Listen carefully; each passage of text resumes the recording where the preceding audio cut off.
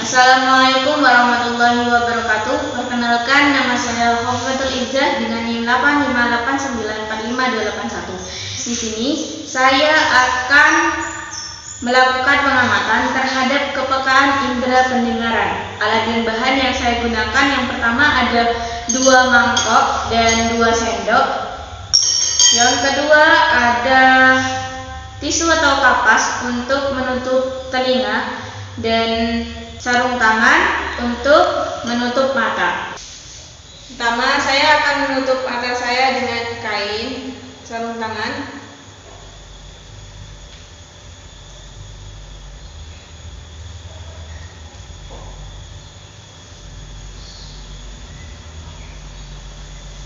Mulai.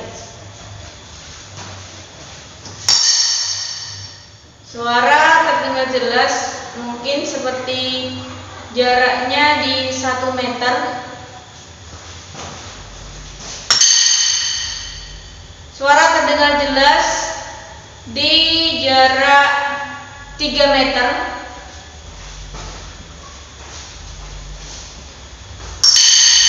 Suara terdengar jelas di jarak 6 meter.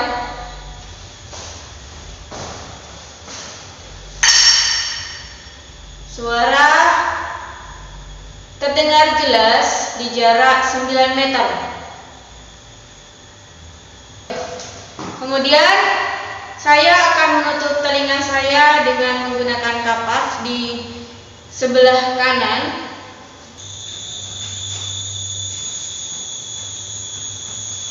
Mulai.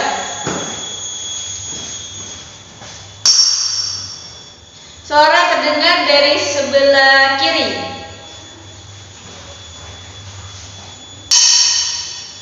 Suara terdengar dari sebelah kiri dengan jarak 3 meter. Suara terdengar dari sebelah kanan dengan jarak 6 meter.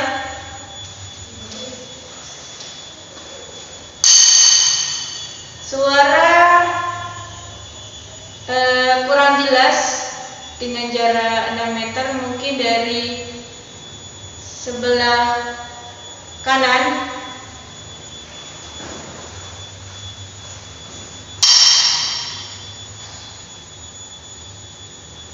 Suara jelas terdengar dari sebelah kanan. Kemudian saya akan menutup telinga saya yang sebelah kiri.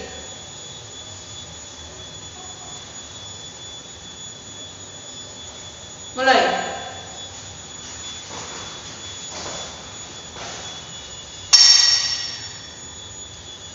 Suara dari sebelah kiri dengan jarak 6 meter.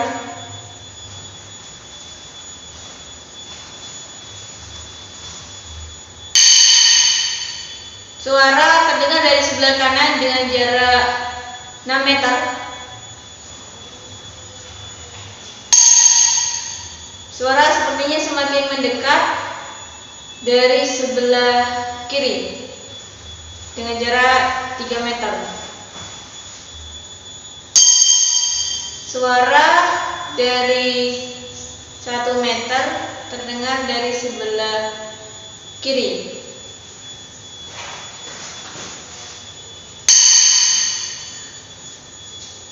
Suara terdengar semakin mendekat, terdengar dari sebelah kanan. Jadi kesimpulan dari pengamatan tadi, dengan jarak 1 meter, 3 meter, 6 meter, dan 9 meter, mungkin dari pendengaran itu terdapat banyak kesalahan karena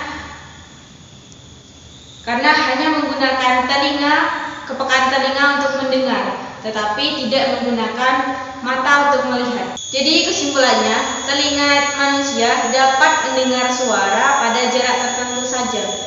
Mungkin kalau jaraknya lebih jauh, itu pendengaran akan terdengar tapi samar-samar. Tetapi kepekaan pendengaran menurun seiring bertambahnya jarak. juga sangat bergantung pada kemampuan mendeteksi getaran suara dengan sangat terganggu saat telinga ditutup menggunakan kapas ataupun tisu. Selanjutnya saya akan melakukan percobaan pengamatan terhadap mekanisme transmisi pendengaran. Jadi saat kita mendengarkan suara entah dari bunyi musik ataupun lainnya, itu berupa telinga itu menangkap berupa gelombang bunyi dari sini menuju ke gendang pendengaran. Nah, di gendang pendengaran ini yang berbentuk setengah koin itu mengubah suara menjadi getaran mekanik. Nah, yang kedua, lalu getaran dari gendang pendengar ini itu masuk ke tiga tulang pendengar di sini. Ada 3. Yang pertama ada Malleus, Incus, dan Step. Di sini fungsinya sebagai penguat dan penerus getaran. Ujung terakhir dari rangkaian tulang yaitu step di sini bergetar menekankan ke jendela oval. Jadi dari sini itu bergetar menuju menekankan ke pendengar oval di sini. Lalu setelah dari jendela oval menuju ke koklea. Dari koklea itu diluruskan. Tekanan dari step ini pada jendela oval menghasilkan gelombang tekanan pada cairan. Di dalam saluran koklea di sini diluruskan yaitu saluran cala vestiuli. Jadi gelombang ini merambat ke sepanjang koklea yang ditunjukkan pada nomor 3 di sini. Kemudian selanjutnya berjalan menuju ke ujung saraf sensoris. Yaitu gelombang tekanan dari cairan nomor 3 bergerak melintasi saluran tengah dan kembali menuju ke saluran nomor 4 di sini. Jadi ini kembali ke sini. Ada tanda panahnya ya di sini.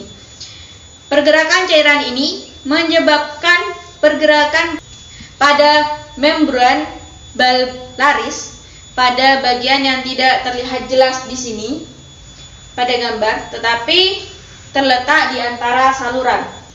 Pergerakan membran ini memicu ujung saraf sensoris yang terdapat pada sel-sel rambut di sini, yang terdapat pada sel-sel rambut pada organ kortil yang kemudian menghasilkan sinyal listrik yang juga disebut dengan infus.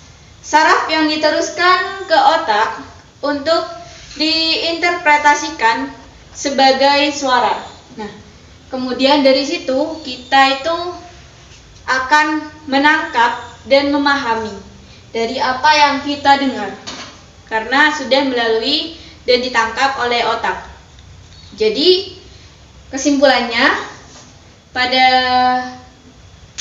mekanisme pendengaran pada manusia itu singkatnya getaran udara dirubah menjadi getaran mekanik, yaitu dari nomor 1 di sini, nomor 2, nomor 3 ke koklea, kemudian sampai dengan ujung saraf, kemudian kembali lagi itu diubah menjadi getaran cairan ke koklea, yaitu nomor 3, dan akhirnya merangsang ujung saraf sensoris ke nomor 4 untuk mengirimkan sinyal ke otak.